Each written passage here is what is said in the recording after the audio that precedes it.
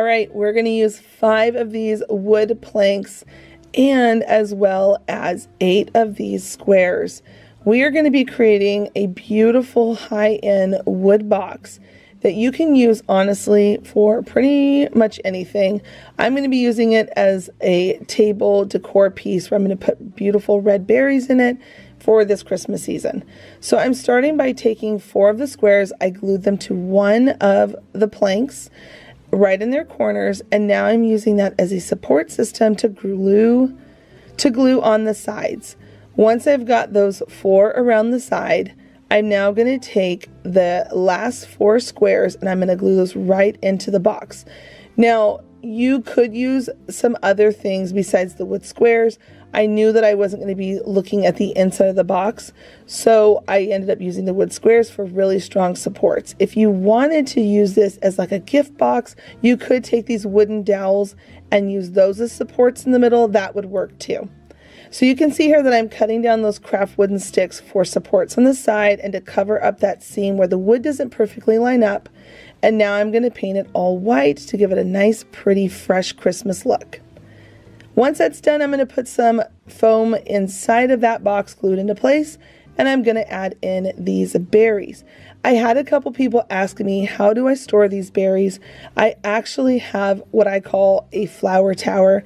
It's this huge tower. I'll show it in my craft room tour that's coming very soon. And I just store them out in the open all year long.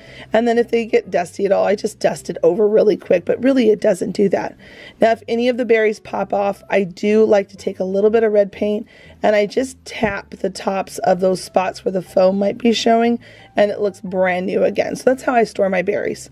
At this point, I've added a ticking stripe fabric bow around it, found an old ornament that I had on hand from the Dollar Tree, and this looks so high-end and so beautiful to put out for Christmas.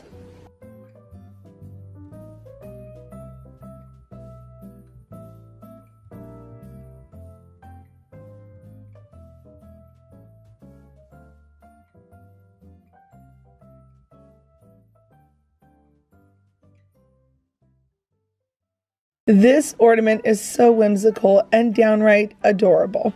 I'm going to use a small terracotta pot, a round wood ball that's flat on one side so you can see it sitting there nice and flat, some fabric, and then I'm going to pull out some buttons. I happen to have these star buttons on hand that I picked up from Joann's a couple years back, so I'm going to go ahead and pick out 3 of them, and then we're going to start with adhering the wood ball to the bottom of the terracotta pot. And I'm using a combo of E6000 that'll lock that wood and terracotta together, and hot glue. The hot glue will hold it in place while the E6000 is drying. Then I painted it white, and I'm going to come back in with a small scrap of fabric. I'm going to use this red and white ticking stripe fabric. I just love this fabric, and I'm kind of using it a lot this Christmas season just because I think it has that country charm that I adore. So you can see here I'm going around the neck part of my little snowman ornament, and I'm just wrapping around that fabric to create a darling little scarf. I folded it in half to add a little bit more texture to the bottom of the scarf, and then I'm just going to cut off any extra that I don't need that's hanging down too long. Once I've got the scarf on, now we're going to move on to the hat.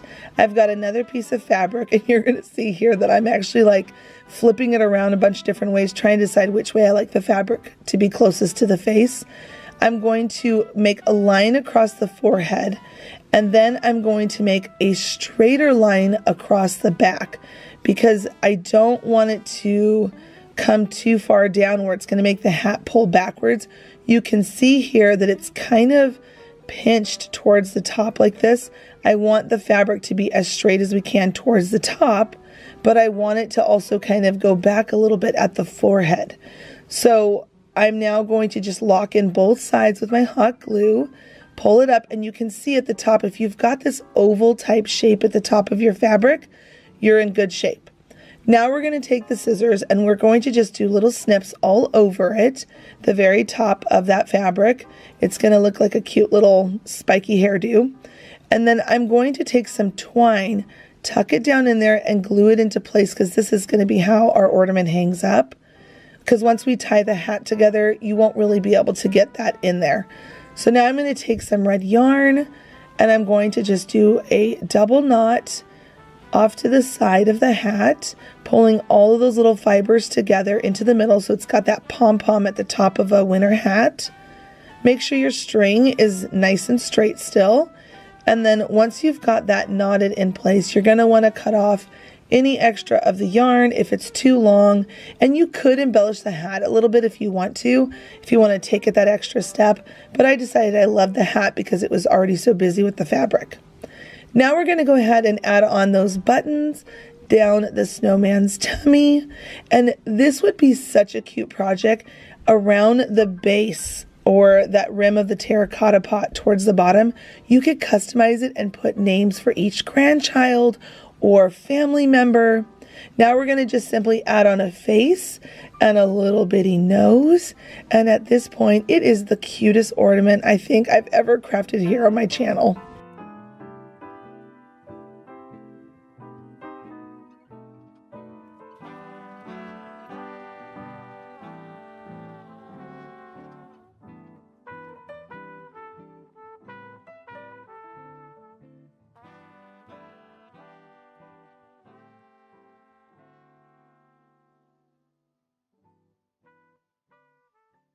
You will see so many of these type of deers on high-end websites.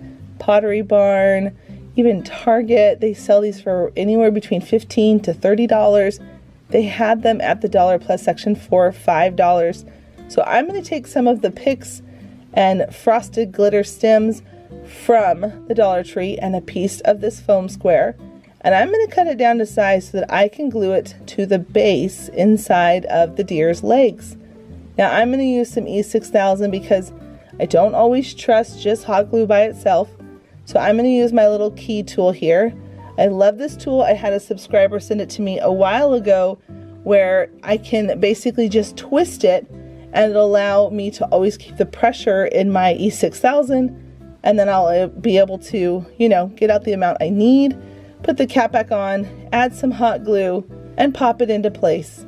Now what I'm going to do, I'm going to take some of these leaves from one of the picks, and I'm going to kind of build up the base a little bit because I don't want to see this foam. We want to make sure we're covering it with as much greenery as we possibly can. So I'm going to add in first those green leaves, then I'm going to come in with this silver frosty looking pick that looks like twigs, but it has glitter. Then I'm going to add in some frosted berries and some beautiful vibrant red berries.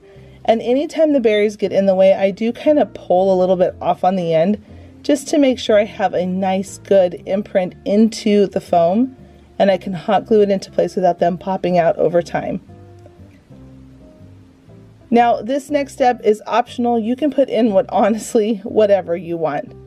I am going to be using a pick that I had on hand.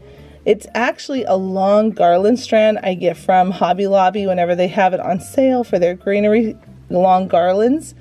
And I'm simply just going to cut off a couple pieces and pop those in because I really love how boxwood looks with Christmas berries and some moss in there. And at this point you can see adding all this extra texture in there really does just bring it to life and makes it look real. I think that's the thing I love most about using faux greenery. When you start blending different types of them together that complement each other, it looks so beautiful and high-end on a strict budget.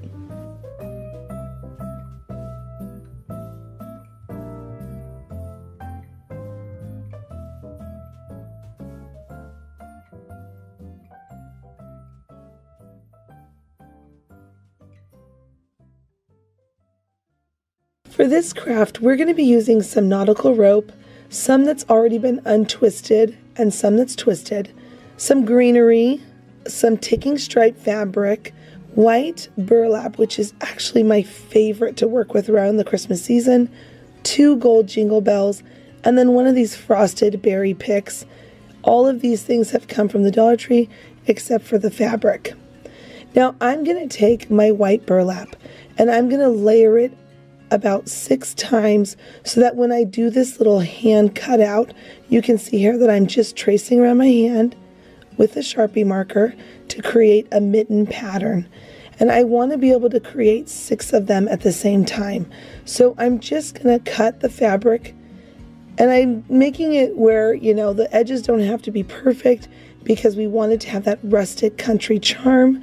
So we're just cutting off any extra that's bulky and causing any issues to cut it. And then once I've got those all cut out, I'm going to need 6 of them because I like to take 3 for one side and 3 for the other mitten, the other side. And the reason why I do this is because burlap itself has a little bit of a hole to it. It's woven really loosely, and so sometimes the batting pops through. So I make sure that I'm putting the batting towards the back side of those 2 gloves, so the front side has 2 gloves to kind of prevent the batting from wanting to poke through. Now I'm just gluing it together and massaging the burlap to make sure that it's nice and glued so that it's not coming apart on the sides. And once I've got that done, I glued the 2 gloves together. You can see that I've kind of brought one down a little bit lower than the other one, and then I added in some greenery, and now I'm adding on with that untwisted nautical rope left over from another project. I'm just tying that around to cinch up the wristband of the glove. Now, you could leave it like this, but I really love the idea of fraying it, just making it look more rustic country charm for Christmas. And then I'm just going to glue them down in place because I like things to stay where I put them. Now, I'm going to go ahead and take my nautical rope that's still twisted, and I'm going to glue that inside of the 2 gloves. And the reason why I love that is because we'll be able to hang it up somewhere on a hook, or a doorknob, or a door, whatever you want to put it on. And now I'm just going to add in some of these berries. I think the berries, bringing in that pop of red with green, just has that traditional, beautiful Christmas look to it.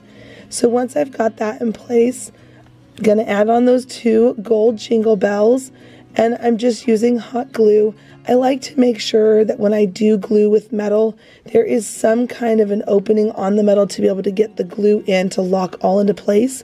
So the part where you can add some string, I'm putting glue into that hole and then putting the bells on the glove. Now at this point you can leave it as is, but again, I'm going for that country, rustic, primitive charm. I'm going to go ahead and just distress these with some brown paint. I'm just lightly brushing it on, going back over, adding on several different layers. And then for the bells, to give it a rustic look, I'm just simply taking some of that brown paint and tapping it on certain spots and corners and adding some to that greenery pick. Now, the last thing I'm going to do is add some frost. I'm taking Mod Podge and I'm just tapping a nice thick clumpiness of it onto the gloves on the spots that frost or snow would fall on them. And I'm adding first a chunkier glitter, and then I'm adding a sugar glitter. This really just makes it look so beautiful and frosty.